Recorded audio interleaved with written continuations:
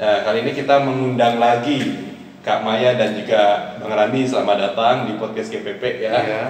Oke, topik pada pertanyaan hari ini tentang film nih. Gua denger ya lo berdua ini kan sama-sama menghobi film ya. Iya. Tidak hanya menonton film, tapi lo berdua juga hobi juga dalam membuat sebuah film tentunya ya.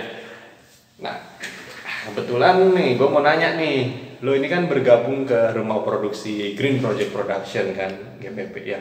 Pertama-tama, gue akan tanya dulu ke yang paling senior nih, ada Bang Randi nih, yang lebih dulu bergabung ke GPP. Apa sih motivasi lo ini untuk ikut gabung ke GPP sih? Pada awal sih pertama-tama itu karena rasa penasaran yang cukup tinggi akan proses pembuatan film ya.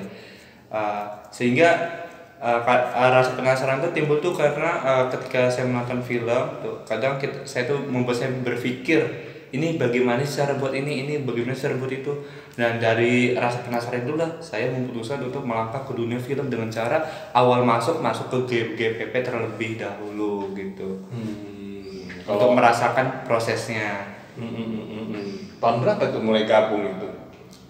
Tahun berapa ya? 2020 bukan sih? Kalau saya nggak salah ingat. Iya. Sepertinya 2020 deh. Nah. Iya. Itu pertama kali diajak sama siapa tuh? Sama sutradaranya sendiri kan? Sutradara sendiri siapa itu sutradaranya? Dimas Aditya. Dimas Aditya ya. Oh, Yeah. catat guys, Dimas Aditya katanya guys ya. Wah itu lo bikin film apa sih kita ya? Wizard Lineage. Iya, Wizard dulu ya. Habis itu ke film-film lain mulai gabung ya. Itu pun juga karena nggak sengaja kan ya. Iya.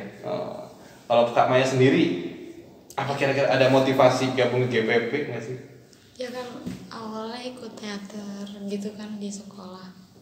Ya ikut aja. Taunya ke bawah juga ke film. Ke bawah ke film ya. Siapa yang ngajak Kak Maya ke GPP?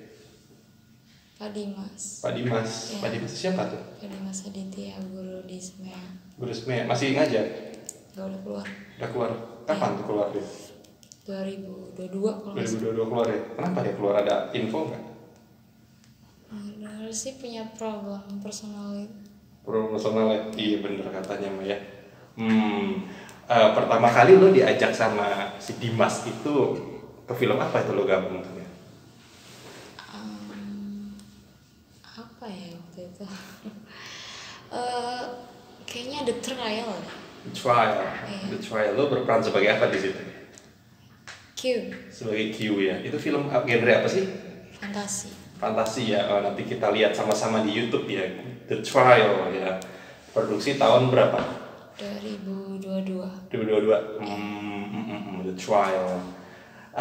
Gue sekarang mau tanya, selama lu pembuatan The Trial itu ada kesan pesan tersendiri nggak sih? Ada sih kesannya kayak punya pengalaman di dunia film juga. Pengalaman ya. Iya. Tapi lu itu jadi film pertama lu gitu ya? Ya itu. Film. Jadi apa istilahnya lu sekali mencoba langsung bisa gitu ya? First time ya. Ada momen-momen lucu nggak sih selama syuting itu? Ada sih. Kayak gimana tuh contohnya? Kayak waktu itu kita syuting di waduk, terus kita lagi record, tiba-tiba ada suara kambing, ya udah kita ketawa. Kenapa kambingnya itu? Suaranya nggak biasa. Nggak diundang kambingnya. Yang bikin gak biasa emang dia bersuara kayak gimana? Ya ada cengkoknya aja sih. Ada cengkoknya? Kayak gimana? Oh iya. Terus kalau Bang Randi sendiri ini kan terlibat ke pembuatan film Wizard Light Edge sendiri ya? Iya. Apa sih kesan-kesannya itu selama produksi itu Wizard Light Edge itu sih?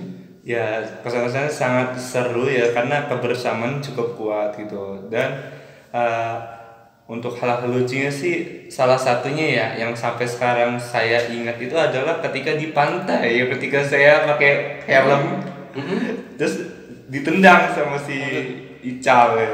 Kepalanya Iya. Oh, gue pernah lihat cuplikannya. Itu mah film itu kendangan pantai. Iya, kendangan itu pantai. dikiranya bola ya, jadi ditendang gitu Pak. Iya. Tendangnya beneran apa?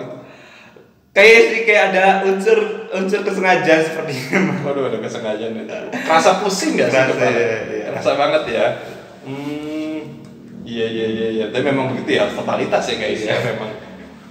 Ya tidak apa ya, totalitas. Totalitas di pantai. Terus ada lagi nggak kalau untuk yang di Wizard itu pengalaman lucu yang lainnya masih diingat? Untuk Wizard sih sepertinya karena apa ya, acting ketika berantem itu kan menggunakan darah asli, nah itu belepotan tuh di muka tuh sehingga itu terlihat lucu gitu.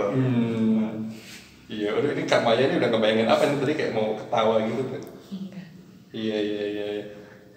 Itu lo tuh mulai terlibat di kalau Wizard yang kedua, film kedua, episode terlibat nggak sih lo? Ketiga, gue mulai terlibat di 3 ya. Oh iya, sama adek lo Laura ya sekarang. Iya, betul. Iya. Oh. Untuk Kamaya, ya Kamaya ini juga terlibat di film horor juga ya dari GPP juga ya. Ya, betul. The Journal.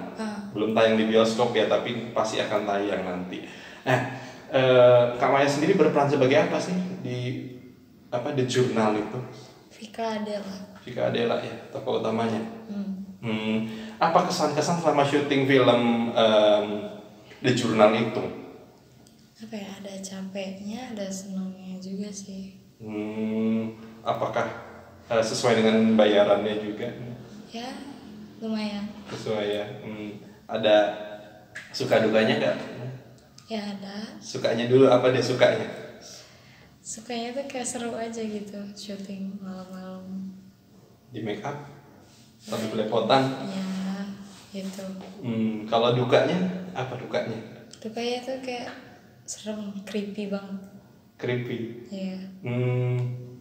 Emang bener-bener ketika syuting itu kayak ada yang ikut ngeliat gitu kan? Iya, kayak feel like beneran aja gitu. Kayak beneran gitu ya? Itu vibe seperti itu terasanya pas lagi adegan apa itu? Kalau yang Kak Maya ingat aja? Kesurupan sih. Kesurupan? Itu kayak ada yang wah aja gitu. Itu pas adegan apa tuh? Kesurupan itu? Sewaktu nggak spoiler. Nggak apa-apa. Spoiler loh. Nggak apa-apa. Jangan disebutin itunya aja. Bagian akhir atau bagian apa gitu aja. Ya pas kerasukan. Itu bagian akhir dong? Ya itu bagian. Oh itu berarti pas lampu lagi dimatiin ya? Ya. Di sini ya guys, itu syutingnya di sini sebenarnya sih. Terus apalagi ada momen apa lagi? Momen cinlok itu ada nggak sih? Cilok nggak ada. Nggak ada? Nggak ada. Kayaknya mak menyembunyikan sesuatu nih Kak Maya kayaknya. Mungkin lupa kali. Gak ada, serius. Gak ada ya? Gak ada. Masih pada profesional semua lah ya. Oke. Sekarang kita beralih ke Bang Randi lagi ya. Siap. Bang Randi. Ya. Setelah lu bergabung dengan GPP ini ya, apa hal yang lo rasain ya setelah lu ikut syuting apa gitu sama kru GPP? Yang gue rasain sih seru, menyenangkan dan worth it banget lah gitu, menghabiskan waktu bersama kru GPP karena rasa kebersamaan dan kekeluargaan itu kuat gitu. Ya. Bapak sampai rela panas-panasan gitu ya. Iya. Ngerasain banget ya, apalagi dulu saat dulu zaman pandemi ya. Iya betul. Itu masih inget banget kita waktu syuting yang episode 5 itu pas lagi PPKM kan, kita tetap nekat syuting gitu. Iya betul. Karena itu benar-benar momen lagi pada libur semua, itu kesempatan terbaik kan. Iya betul. Kalau Kamaya sendiri setelah ikut gabung ke film-film kita ini, apa yang sudah dirasakan? Ya kesan-kesannya sih emang orang-orangnya juga friendly sih. Friendly. Iya, friendly, jadi kayak dibawa enjoy aja gitu. Pernah ada pengalaman dimarahin sutradara nggak sama syuting? Ya pernah sih lah. Pernah. Kenapa dimarahin sutradaranya itu? Karena bercanda. Karena bercanda ya. Tapi apakah setelah dimarahin itu dendam kan dengan sutradara? Biasa aja sih, karena biasa dimarahin juga. Oh, udah biasa ya. Iya. Tapi kalau misalkan nih, kayak Kak Maya ke depan, kita nggak tahu ya, kalau memang benar-benar Kak Maya terlibat ke dunia perfilman gitu, apakah Kak Maya sudah siap dengan kayak terkenal gitu dan lain sebagainya gitu? No. Tidak. Karena gue tuh orangnya perfect banget kalau soal privasi. Jadi introvert, Introvert. lebih introvert ya. Gak suka keramaian juga sih sebenarnya. Jadi apa namanya? Kalau ada film apa ya yang diperankan oleh Kak Maya sendiri, jadi itu biar Kak Maya sendiri menikmati gitu ya istilahnya ya. Ya. Ya. Oke, Bang Randi. Ya. Menurut lu pendapat pribadi ya, bagaimana sih kita sebagai GPP itu dalam memperlakukan aktor dan aktris dan kru yang lain sebagainya? Menurut lu bagaimana? Untuk perlakuan untuk kita sebagai aktor atau aktris tuh sangat nyaman ya, karena di GPP tuh mengutamakan kenyamanan dan rasa aman juga gitu dalam proses syutingnya. Ya. Kira-kira udah dikasih bentuk pelayanan apa aja dari GPP ini? Banyak sih ya, mulai dari pertama itu untuk konsumsi dikasih, dan benefit juga dikasih gitu Benefit walaupun nggak besar lah ya. ya. Tapi ada sertifikat. Ya, dan sertifikatnya juga gitu. Iya. Kalau menurut Mama ya, bagaimana? GPP dalam memperlakukan aktor dan aktrisnya. Ya bagus sih. Udah itu aja. Bagus. Masa bagus doang? Bagus nama orang. Keluarin aja kan apa? Dari segi apa ya? Segi cara memperlakukan juga baik. Terus ya kayak tadi untuk konsumsi mereka selalu ada. Nggak ngebiarin aktor atau aktrisnya kelaparan juga. Betul. Terus apalagi selain itu? Selain itu Layanannya bagaimana? ya rata-rata krunya juga pelawak ya. Pelawak. Jadi lebih sering ketawa aja gitu. Jadi seru di lokasi syuting. Sehingga ya? tidak ada rasa bosen. Tidak ada rasa bosan. Iya sih. Ya, kalau menurut kalian berdua ya, untuk kedepannya GPP ini sebaiknya memproduksi film dengan genre apa? Dari Bang Randi dulu coba. Oke, kalau menurut gue pribadi sih mungkin time traveler ya, karena time traveler itu untuk sekarang ini lumayan banyak diminati oleh banyak orang gitu kan. Contohnya seperti ini film itu. Misalkan ada orang ya, dia umur 50 tahun dan dia jadi miliarder atau triliuner. Nah, dia dikasih kesempatan untuk kembali ke masa mudanya gitu tuh, di umur 17 tahun duduk di bangku SMA. Nah, lalu ketika dia balik ke masa lalu itu ya, nah dari situ dia mulai tuh melakukan hal-hal yang bisa membuat dia menjadi miliarder seperti kehidupan dia yang sebelumnya gitu. Sehingga yang awalnya dia menjadi miliarder itu di usia 40 tahun. Nah, karena dia balik ke masa lalu dengan pengetahuan yang belum hilang, yang masih ingat, nah dia bisa jadi miliarder di umur 20 tahun. Jadi kayak semacam science fiction atau gimana itu? Fiksi ilmiah? Mungkin travel. Mungkin ya fiksi ilmiah termasuk nggak ya? Kayaknya sih, kita kan ada unsur time travelnya segala itu ya. Kalau untuk Kak Maya sendiri, bagaimana? Untuk sekarang sih lagi boomingnya romance ya. Ada romance juga kan di GPP ya. Ada. Kayak apa ya? Romance sekarang tuh kayak modern aja, kayak dicampur komedi atau gimana ya? Gak tau ngejelasinnya. Susah. Tapi mungkin Kak Maya sendiri bisa kali ya kalau diminta untuk menyutradarai film-film kita yang romance. Menyutradarai sih tidak bisa ya. Paling buat skenario nya bisa. Mungkin menambahkan ide-ide doang ya. Gitu. Mungkin ya kita bisa gitu menambahkan ide gitu. Dan untuk keputusannya ide itu diterima tuh tergantung sutradaranya sendiri. Kenapa Kak Maya sendiri merasa kurang bisa untuk menjadi sutradaranya sendiri? Ya karena belum berpengalaman. Untuk menghadapi orang aktor-aktor yang berandul gitu ya. Iya. Kalau Kak Maya sendiri kayak menghadapi aktor bandel itu bawaannya gimana? Kesel apa gimana biasanya? Sebenarnya untuk orang-orang bandel biasa aja sih. Biasanya. Kalau Bang Randi sendiri, apakah kalau untuk menjadi sutradara itu siap atau enggak? Mungkin untuk saat ini belum ya, karena belum ada pengalaman juga. Mungkin kalau untuk jadi asisten sutradara mungkin siap. Siap ya. Kalau kamu ya jadi asisten sutradara itu? Ya. Eh? Nah, Tidak. Ya. Oke, sekarang kita berfokus ke pertanyaan berikutnya ya. Masih seperti yang tadi ya. Kenapa tadi Bang Randi memberikan rekomendasi tentang genre film yang berhubungan seperti time travel itu? Karena menarik sih ya. Karena dari time traveler itu ya kita tuh bisa melangkah lebih jauh ke multiverse gitu loh. Sehingga orang yang dari umur 5 tahun, 50 tahun balik ke masa lalu itu kan pasti ada persimpangan waktu itu. Yang harusnya waktu itu satu jalur tiba-tiba bercabang sehingga bisa timbullah time traveler. Inspirasi saya itu seperti kayak film The Flash gitu. Nah, jadi kayak konsep time traveler dicampur konsep dari The Flash yang balik ke masa lalu sehingga muncullah multiverse. Nah, itu kayak wah banget gitu kalau multiverse itu tuh.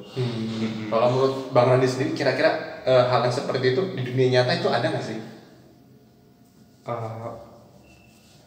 Mungkin ada aja gitu ya. Cuman kan kita kan namanya manusia nggak ada yang tahu gitu tuh ya apa yang telah terjadi di dunia ini gitu. Mungkin karena keterbatasan teknologi kita ya sekarang ini belum tahu. Mungkin ada mungkin enggak gitu kan. tapi ada tahu rumor apa sih waktu itu ada orang yang tiba-tiba ngasih foto kalau Jakarta nih bakal tenggelam ke depannya. Itu kayaknya perhitungan dari teknologi sih AI. Mungkin AI yang memperhitungkan kan ya, tapi kita dari tidak tahu AI. juga ke depan bagaimana ya. Oke, kalau untuk Kamaya sendiri, kenapa sih lebih menyukai genre romance gitu? Kenapa memberikan kita rekomendasi romance gitu? Karena anak-anak muda sekarang banyak saltingnya ya. Banyak salting. Iya. Oh. Kayak orang yang lagi terjebak di asmara juga banyak. Jadi dia mungkin cari-cari, apa nih yang film yang bikin baper mumpung gue lagi baper gitu. Begitu ya. Terus ada lagi tambahan lagi? Ada sih. Kayak film-film yang orang cerdik gitu, dia kayak bisa nginget sesuatu semuanya, kayak ingatannya tuh kuat banget. Kuat banget. Ya. Berarti kalau kayak Bang Rani lebih megang kayak science fiction, kalau Kak Maya sendiri romance ya. Lantas bagaimana dengan kalau action? Kalau action Mungkin bagus juga gitu ya. Apalagi kalau menurut pikiran gue ya kayak konsep time traveler sama konsep romance dan action tuh digabung jadi satu gitu. Mungkin bakal wah banget gitu. Nah, jadi kayak kalau bayangan gue ya antara action dan antara romance dan time traveler, contoh kayak dia punya istri. Jadi si tokoh utama ini cowok, seorang dokter. Nah, dia istri itu punya penyakit akut yang sangat parah dan belum ditemukan obatnya gitu ya. Nah, ketika di si istri umur 25 tahun, nah si tokoh utama ini nggak tahu nih belum bisa menemukan obatnya tuh. Nah, sehingga di umur 27 tahun istrinya meninggal lah di situ. Nah, dari situ si suami menyesal dong karena tidak bisa menolongnya, padahal si suami ini adalah dokter paling hebat di negaranya gitu. Dokter hebat di negaranya dia tidak sanggup gimana orang lain gitu. Nah, sehingga ternyata seiring perjalanan waktu ketika dia di umur 50 tahun ternyata dia baru menemukan obatnya gitu. Nah, dari itu dia tuh kepikir tuh, kenapa gitu baru bisa menemukan sekarang obatnya. Dia menyesal karena tidak bisa menyelamatkan istri di umur 27 tahun itu. Nah, sehingga ada suatu kejadian di mana dia tiba-tiba balik lagi ke masa lalu. Nah, dari situ dia bertekad tuh dia ingin menyelamatkan istrinya. Jadi dia tuh balik ke umur 20 tahun. Awal-awal pernikahan dia gitu tuh, masih awal pernikahan. Jadi kayak dia tuh bakal tahu istrinya bakal kena penyakit ini. Jadi sebelum hal itu terjadi, dia bakal menciptakan obatnya terlebih dahulu gitu untuk mengantisipasi atau untuk menyelamatkan istrinya ketika di umur 27 nanti gitu tuh. Luar biasa, menarik banget. Jadi kayak perjuangan romance itu kuat gitu. Jadi time traveler sama romance, perjuangan menyelamatkan istrinya. Boleh tuh buat film kita ke depan. Kebayang nggak sih? Kebayang tuh. Iya kan? Iya. Jadi kayak suami istri boleh. saling mencintai, tapi istrinya meninggal karena penyakit akut sehingga suami itu menyesal gitu. Iya gitu tuh. Boleh. boleh. Itu boleh. Dia menemukan obatnya di umur 50 tahun. Kan udah telat ya, istrinya udah meninggal dulu. Iya. Nah, tiba-tiba dia berdoa tuh sebelum tidur dia berdoa pengen menyelamatkan istrinya. Kayak berdoa aja ya, saya sebelum tidur berdoa. Nah, tiba-tiba ketika dia merem bangun. Pas bangun udah di umur 20 tahun gitu tuh. Iya. Balik gitu. Boleh, itu boleh juga dibikin tuh. Dia lihat tanggal, kok tahun segini gitu, penasaran. Nah, tiba-tiba pas dia ke dapur, istrinya lagi masak. Iya. Dia heran, kok istrinya masih hidup. Istrinya masih sehat, belum kena penyakit. Karena penyakitnya tuh kenanya di umur 25 dan meninggal di umur 27. Boleh. Mungkin kalian berdua harus collab sih. Jadi membuat naskah ini bagus banget ini, bagus banget ya, gue akui memang ya guys.